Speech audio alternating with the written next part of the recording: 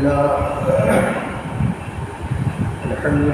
نحمده ونستعينه ونستغفره ونؤمن به ونتوكل عليه ونعوذ بالله من شرور أنفسنا ومن سيئات أعمالنا من يهده الله فلا مضل له ومن يضلله فلا هادي له ونشهد أن لا إله إلا الله وحده لا شريك له ونشهد أن سيدنا وسندنا وحبيبنا ومولانا محمد صلى الله عليه وعلى آله وأصحابه أجمعين أما بعد أعوذ بالله من الشيطان الرجيم بسم الله الرحمن الرحيم ورفعنا لك ذكرك سبحان ربك رب العزة عما يصفون وسلام على المرسلين والحمد لله رب العالمين. ہم سب درود پاک عبادت کی نیت سے پڑھ رہے ہیں. اللهم صل على محمد وعترته بعدد كل معلوم لك.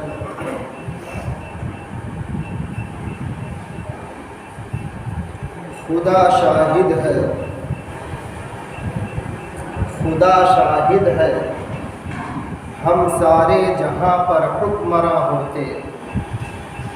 یعنی اللہ کی ذات اس بات کی گواہ ہے، اس بات کی کہ خدا شاہد ہے، ہم سارے جہاں پر حکمراں ہوتے.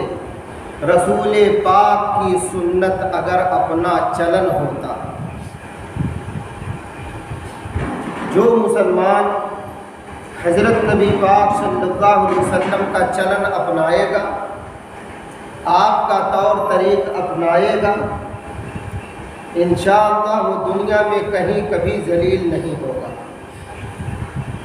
اور جو آپ صلی اللہ علیہ وسلم کے طریق کو نہیں اپنائے گا اسے ذلیل ہونا ہے. آپ کے طریقہ کی، آپ کے سنت کی اہمیت کو اللہ پاک نے قرآن میں بیان کیا ہے.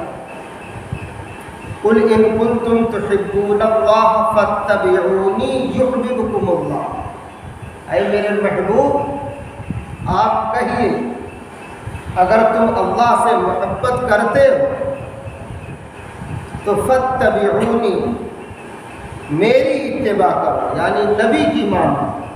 پھر کیا ہوگا؟ یحببکم اللہ، اللہ پاک ہم سب کو اپنا محبوب بنا لیں گے، اپنا پیارا بنا لیں گے. اور جسے اللہ پاک اپنا بنا لیتے ہیں پھر اسے کوئی ذلیل نہیں کر پاتا، اس لیے کہ اللہ کی طاقت اس کے ساتھ ساتھ چلتی ہے، اللہ کی مدد اس کے ساتھ ساتھ ہوا کرتی ہے. تو پچھلے ہفتہ بعد جو آئی تھی وہ یہ تھی. اب کچھ لوگ سوچتے ہیں کہ بار بار تذکرے آپ صلی اللہ علیہ وسلم کے، تو بار بار تذکرہ کرنے سے محبت بڑھتی ہے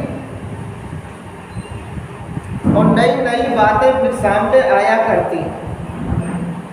پھر آپ کا اسوہ، آپ کا طریقہ اپنانا آسان ہو جاتا ہے. آپ صلی اللہ علیہ وسلم کے تذکرے سے میرا یہ تجربہ ہے کہ آپ کا تذکرہ کرنے سے، آپ کا تذکرہ سننے سے، سیرت پڑھنے سے دل نرم ہوتا ہے اور بہت جلدی سے آپ صلی اللہ علیہ وسلم کی محبت قلب میں اترنے لگتی ہے، مناسبت بڑھ جاتی ہے. اسی لیے بار بار تذکرہ کرتا ہوں. اور ربیع الاول بھی ہے. تو بات یہاں تک پہنچی تھی کہ امی آمنہ اپنے متوفی شوہر کی یاد وفا میں یثرب تشریف لے گئے. مدینہ المنورہ کا پہلے نام یثرب تھا. آپ وہاں تشریف لے گئیں، چونکہ آپ کا وہاں مائکہ تھا، وہاں سے واپسی پر مقام ابوا پر اللہ کے حکم سے آپ کی جان نکال لی گئی۔ ہمارے آپ کے نبی صلی اللہ علیہ وسلم اب بن ماں کے ہو گئے۔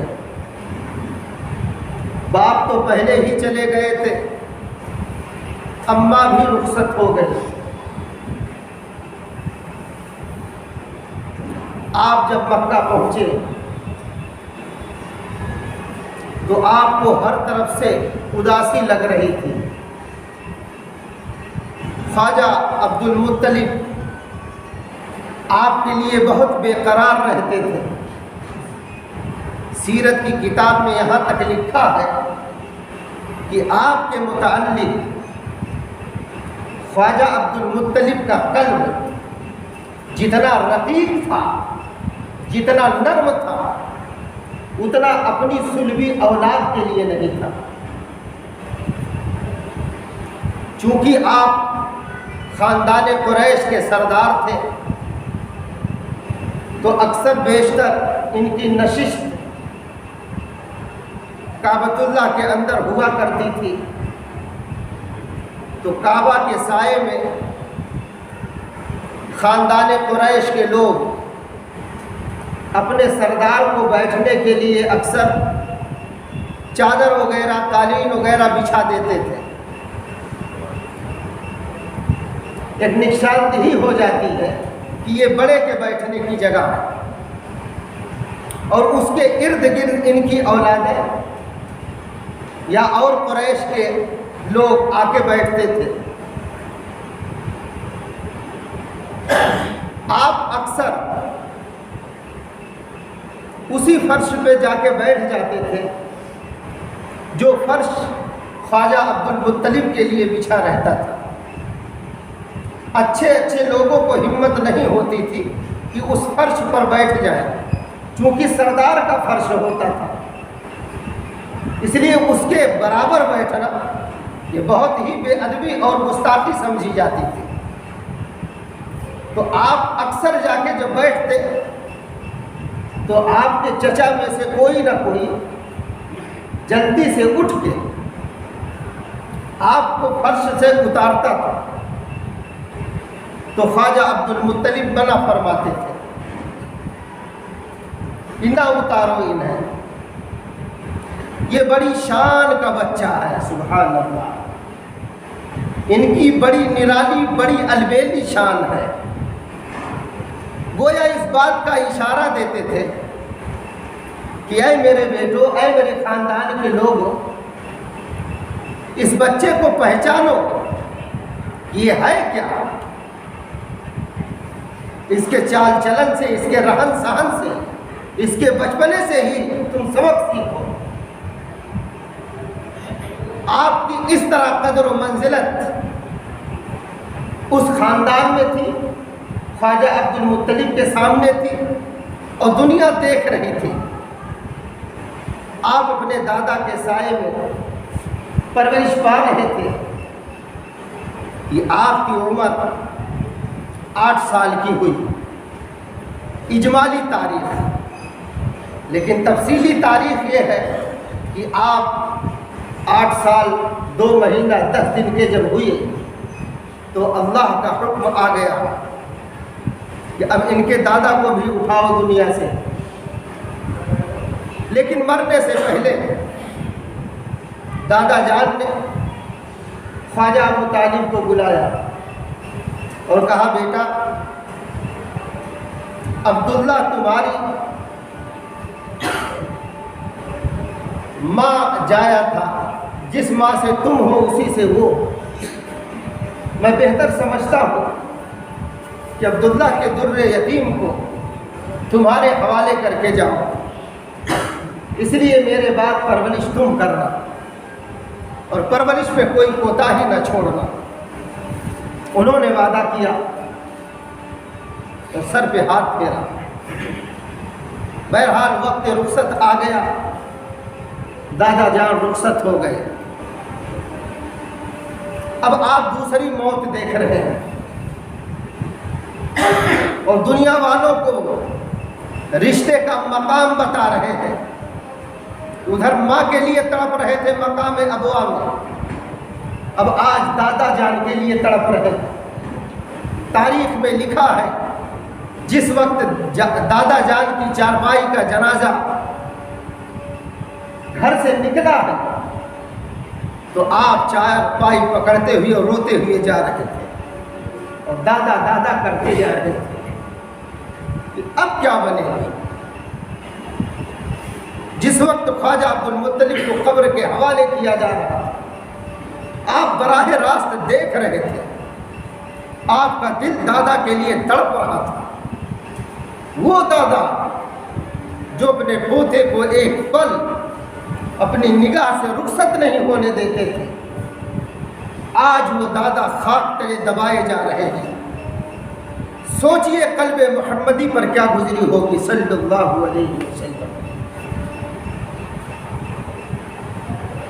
یہاں بتا رہے ہیں لوگوں رشتہ پہچانو.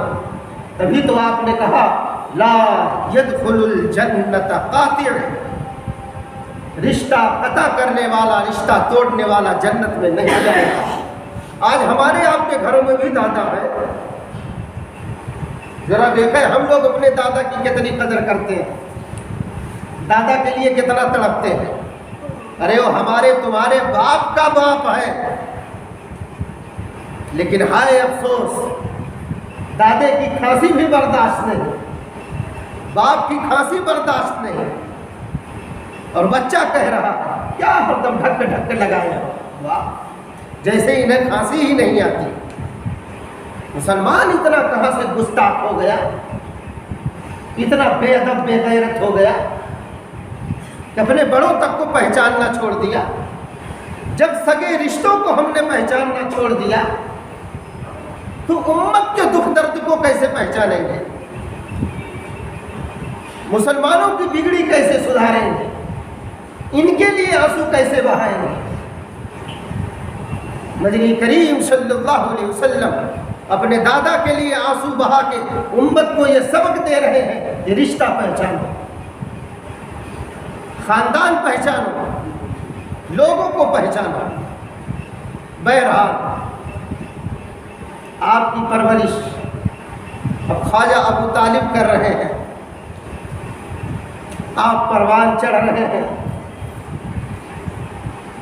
مکہ المکرمہ کے اندر قحط پڑ گیا اور قحط بہت زوروں کا تھا، بڑا شدید.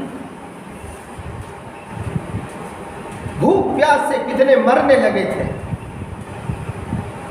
تو وفد آ رہے تھے اور کعبہ کے اندر جمع ہو رہے تھے. تو اس وقت یہ سردار تھے خواجہ ابو طالب. تو اپنے بڑے سے ہر آدمی کہتا ہے دعا کیجئے گا، حضرت دعا فرمائیے گا. تو لوگ بھی آئے اور کہنے لگے کہ آج دعا کی درخواست کی جائے ابو طالب سے. تو دیکھ رہے ہیں ابھی سردار آئے نہیں. تھوڑی دیر کے بعد جب خواجہ ابو طالب آ رہے ہیں تو ساتھ میں ایک بچہ بھی لا رہے ہیں جو 9 سال 10 سال کا، چہرہ نورانی. لوگ دیکھ کے ہی حیران، دل سب کا کھنچ جا رہا ہے. یوں سب کی طبیعت کہتی ہے کہ بس دل اسی کو دے بیٹھے اور دینا بھی چاہیے. تو لوگوں نے قحط کی شکایت کی کہ ابو طالب آپ جانتے ہیں قحط پڑا ہوا ہے، ہم آپ سے دعا کی درخواست کرتے ہیں کہ آپ کعبۃ اللہ میں دعا کریں تاکہ یہ قحط دور ہو. کہا ہماری تمہاری دعا تو ہو چکی، ہم نے تم نے تو دیکھ لیا ہے، اب ذرا اس بچے کا بھی کمال تو دیکھ لو. لکھا ہے ہمارے آپ کے نبی صلی اللہ علیہ وسلم دعا بھی نہیں کیے، صرف چہرہ آسمان کی طرف اٹھا دیے، گویا کہ دل سے کہہ رہے مولا. اتنے میں لوگوں نے دیکھا موسلادھار بارش ہونے لگی. سبحان اللہ کہیے. جس نبی نے صرف چہرہ اٹھا دیا آسمان کی طرف تو قحط دور ہو گیا۔ آج اگر وہ اس نبی کی امت سسکیاں لے لے کر اس مالک کی طاقت کی دہائی دے تو کیا اس کا قحط دور نہیں ہوگا؟ کیا اس کی پریشانی دور نہیں ہوگی؟ ہوگی، لیکن دل سے محبت کر کے تو دیکھے اللہ اور نبی سے، تبھی تو اللہ پاک کہہ رہے ہیں وَإِن تُطِيعُوهُ تَهْتَدُوا، ان کی مان لو فلاح پا جاؤ گے، ہدایت پا جاؤ گے، کامیاب ہو جاؤ گے۔ اگر تم مجھ سے محبت چاہتے ہو تو ان کی مانو فاتبعونی، اگر تم اپنے ایمان کی تکمیل چاہتے ہو، جیسا کہ حدیث بخاری شریف میں بیان کیا تھا لا یؤمن احدکم حتی اکون احب الی من والدہ وولدہ والناس اجمعین، او کما قال علیہ الصلوۃ والسلام۔ کتاب الایمان میں اس کو درج کیا ہے امام بخاری رحمۃ اللہ علیہ نے۔ آپ اندازہ کیجئے اس وقت تک ہمارا آپ کا ایمان کامل ہو ہی نہیں سکتا، پختہ ہو ہی نہیں سکتا جب تک کہ آپ صلی اللہ علیہ وسلم کی محبت کامل حاصل نہ ہو جائے۔ تبھی تو کہہ رہا ہے شاعر نہ جب تک کٹ مروں میں خواجہ یثرب کی عزت پر خدا شاہد ہے، میرا ایمان کامل ہو نہیں سکتا، میرا ایمان مکمل ہو ہی نہیں سکتا۔ لیکن یہاں جان چورا رہے ہیں، نبی کے تذکرے سے نبی کی محبت بڑھتی ہے، دلوں کو چین ملتا ہے، سرور ملتا ہے، مناسبت پیدا ہوتی ہے، دل میں رقت پیدا ہوتی ہے، دل نبی کی طرف کھنچتا ہے۔ تو جب نبی کی طرف کھنچتا ہے تو وہی دل اللہ کی طرف کھنچ جاتا ہے۔ لیکن ہائے افسوس، یہاں تو نہ جانے کیسی کیسی حماقتیں اور نادانیاں کر رہے ہیں کہ دل اللہ اور نبی کی طرف کھنچتا ہی نہیں، بس ہر دم بدماشی۔ چلیے بات دوسری طرف چلی جائے گی، میں بہت کچھ سنانا چاہ رہا ہوں۔ دعا کیجیے اللہ پاک ہم سب کو زیادہ سے زیادہ اپنے نبی کا تذکرہ کرنے کی توفیق عطا فرمائے۔ وہ لوگ راتوں کو یاد کر کر کے ہمارے آپ کے نبی کو رویا کرتے تھے۔ اس سے پہلے بتایا تھا کہ ایک عورت کو روتا ہوا دیکھا، حضرت عمر رضی اللہ عنہ نے دروازہ کھٹکھٹایا اور وہ اشعار پڑھ رہی تھی علیک صلاۃ اللہ و صلاۃ الابرار، آپ پر اللہ کا سلام ہو اور اللہ کے نیک بندوں کا سلام ہو۔ وہ اشعار پڑھ پڑھ کے رو رہی تھی۔ یہ اشعار سن کر حضرت عمر رضی اللہ عنہ گش کھا کے گر پڑے۔ جب ہوش آیا دروازہ کھٹکھٹایا، کہا وہی شعر پھر سناؤ، وہی اشعار پھر سناؤ جو میرے نبی کی محبت میں تم گنگنا رہی تھی۔ سبحان اللہ، یہ لوگ ایسے راتیں گزارتے تھے جو یاد مصطفیٰ سے دل کو بہلایا نہیں کرتے، جو نبی کی یاد سے مراد کیا ہے؟ درود ہے، درود پڑھیے۔ تبھی تو بار بار وہ شعر سناتا ہوں، پڑھیے درود پہ ہم، ایمان ہوگا محکم، دنیا سے جب چلیں گے ایمان ہی ساتھ دے گا۔ پڑھ کے تو دیکھیے دل کیسے نرم ہوتا، اللہ نبی کی طرف کیسے چلتا ہے۔ ہمت کر کے آئیے مصلی پر اور مانگیے اللہ سے ہمت۔ اسی لیے کہا جاتا اللہ والوں کے پاس بیٹھیے، جو نماز روزے تلاوت کے پابند ہیں ان کے پاس بیٹھیے، آپ کا بھی دل نرم ہوگا انشاءاللہ۔ جیسے چہرہ اٹھایا بارش ہونے لگی، قحط دور ہو گیا۔ ہاں ایک واقعہ یاد آ رہا ہے، سنایا ہوں، اس سے پہلے پھر سنا دیتا ہوں۔ مدینے کا جانور ہمارے اور آپ کے نبی کو پہچان رہا ہے، کیا ہم آپ اس جانور سے بھی گئے گزرے ہو گئے؟ ہرن ہے، ہرن یہودی نے قید کر لیا ہے، اس کا بچہ ہے پہاڑ کی گفا میں، یہ اپنے بچوں کو دودھ پلانے کے لیے تڑپ رہی ہے۔ مدینے کے باہر ایک دیہات ہے، وہیں کا یہ یہودی ہے، ہمارے آپ کے نبی صلی اللہ علیہ وسلم کا گزر ہو رہا ہے۔ وہ ہرن پہچان گئی، کہہ رہی السلام علیکہ ایھا النبی، اے میرے نبی آپ پر سلام ہو۔ اللہ نے اسے قوت گویائی بخشی، وہ ہرن درخواست کر رہی ہے کہ بہت دیر سے اس نے مجھے قید کر رکھا ہے، سامنے پہاڑ ہے، اس کی گفا میں میرے بچے ہیں، آپ اس سے آزادی دلا دیں، میں ابھی جھٹ جاؤں گی، پٹ دودھ پلا کے آ جاؤں گی۔ یہ میرا وعدہ ہے۔ تو اس یہودی کو آپ نے ضمانت دیا، یہودی نے ان کی ضمانت پر رہا کیا۔ وہ ہرنی گئی، دودھ پلا کے تھوڑی دیر کے بعد چلا گئے، مارتی ہوئی پھر واپس آ رہی ہے۔ اس ہرنی کو واپس آتا ہوا دیکھ کر یہ یہودی فوراً کہہ رہا ہے، ساتھ میں پڑھیے، اشہد ان لا الہ الا اللہ واشہد ان محمدا عبدہ ورسولہ، کلمہ پڑھ کے مسلمان ہو گیا۔ ایک جانور جب ہمارے اور تمہارے نبی کی اتباع کرتا ہے تو اس کی برکت سے ایک کافر اسلام میں داخلہ لیتا ہے۔ ہم اور تم اگر ان کے اسوہ کی، ان کے طریقے کی اتباع کریں تو کیا ہمارے تمہارے ہاتھ پر لوگ کلمہ نہیں پڑھیں گے؟ ہمارے تمہارے قریب غیر نہیں آئیں گے؟ لیکن ہائے افسوس، یہاں تو ہم اتنے بدمعاش ہو گئے کہ سگا بھائی بھی ہمارے بغل میں بیٹھنا پسند نہیں کرتا، کہتا ہمارا بھائی ہم جانتے ہیں کتنا بڑا چور ہے، کتنا بڑا بدمعاش ہے، اور کتنا بڑا میرا کٹوا اور چکروٹ کا جوتنے والا ہم جانتے ہیں۔ واہ بھائی، اتنی شکایتیں کیوں ہم میں ہیں؟ اور اگر ہیں تو دور کیوں نہیں کرتے؟ دور کرنا چاہیے نا۔ اب اس سے مطلب یہ نہ نکالیں گے کہ میں بیان کر رہا ہوں تو 100% میں دھلا ہوا ہوں، نہیں۔ اگر مجھ سے کسی کو تکلیف ہے، ویسے الحمدللہ جانتا ہوں مجھ سے نہیں کسی کی تکلیف ہے، اگر ہوگی محسوس ہوگی انشاءاللہ معافی مانگوں گا، یہاں معافی مانگ لینا چاہیے۔ ہاں، لیکن کچھ لوگ ایسے ہیں زبردستی خالی منہ ٹیڑھا کرتے ہیں، زبردستی کچھ ہوا نہیں رہتا پھر بھی۔ لیکن ایسوں کی پرواہ اگر آپ کرتے چلیں گے نا تو پھر آگے نہیں بڑھ سکیں گے۔ اس لیے چھوٹی چھوٹی باتوں پہ نہ دھیان دیجیے گا۔ اگر بڑے مشن کو آپ کو فتح کرنا ہے تو آپ اپنے مشن پر دھیان دیں۔ بات دوسری طرف جا رہی ہے، تو عرض کیا کر رہا تھا؟ عرض یہ کر رہا تھا خواجہ ابو طالب ان کو لے کے آئے اور جیسے چہرہ مبارک اٹھائے تو ان کا قحط دور۔ ماشاءاللہ، اس ہرنی کو دیکھ کر یہودی کلمہ پڑھ رہا ہے۔ ہم کو آپ کو دیکھ کر کیوں لوگ بھاگ رہے ہیں، اس پہ ذرا ہم آپ فکر کریں گے، فکر کریں گے نا انشاءاللہ۔ اب دیکھیے آپ آئے کیوں اور کس لیے آئے تھے، ایک کافر بھی پہچان رہا ہے۔ ملک شام کی طرف تجارت کے لیے ساتھ میں خواجہ ابو طالب انہیں بھی لے جا رہے ہیں۔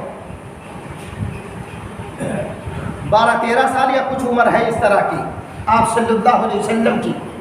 تو جب یہ قافلہ ملک شام کی سرحد میں پہنچا تو وہاں ایک جگہ ایک راہب رہتا تھا، بحیرہ نام سے بہت مشہور ہے وہ راہب۔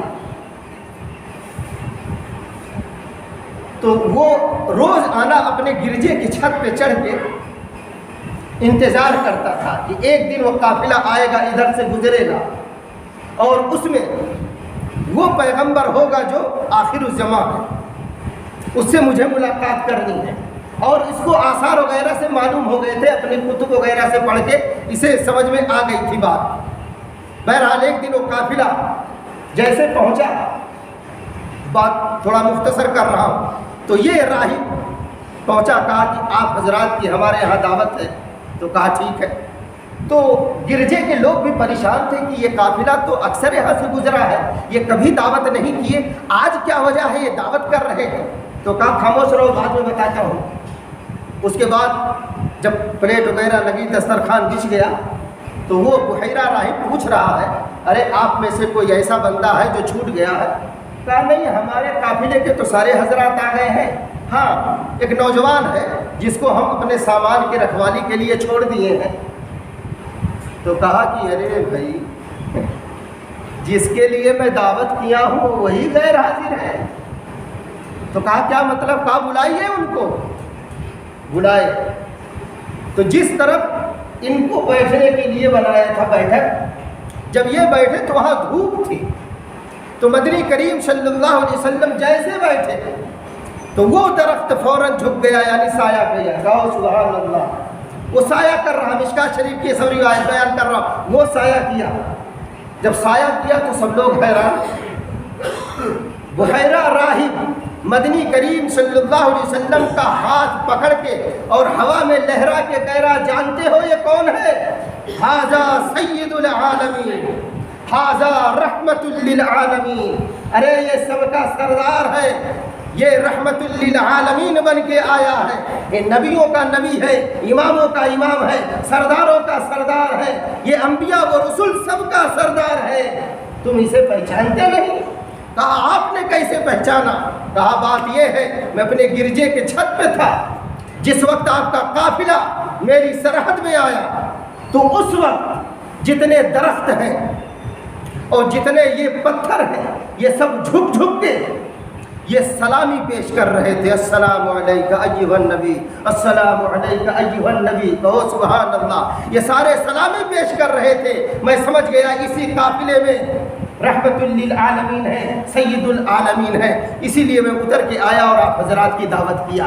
تو عرض یہ کر رہا تھا، ایک کافر پہچان رہا ہے، قدر کر رہا ہے، ہم آپ یاد رکھیں اگر ذلت سے نکلنا ہے تو نبی کی زندگی اپنانی پڑے گی، اور اگر نہیں اپنائیں گے تو ہمارے آپ کے محتاج نہ اللہ ہے نہ نبی ہے۔ اللہ پاک نے کہہ دیا اعلان وَرَفَعْنَا لَكَ ذِكْرَكَ، اے میرے محبوب میں نے آپ کا ذکر بلند کر دیا۔ جس کا ذکر اللہ بلند کرے پھر اور کس کی ضرورت ہے؟ اس لیے ہمیں آپ کو ضرورت ہے۔ اگر قسمت چمکانا چاہتے ہیں، اگر ہم آپ اپنا مقدر بلند و بالا کرنا چاہتے ہیں تو درود پڑھنا شروع کر دیں، سنت اپنانی شروع کر دیں، انشاءاللہ عزتیں ہمارا آپ کا قدم چومیں گی۔ وقت ہو چکا ہے، دعا فرمائیے اللہ پاک انہیں سننے سے زیادہ عمل کی توفیق دے۔ وما علینا الا البلاغ، سنت پڑھنا۔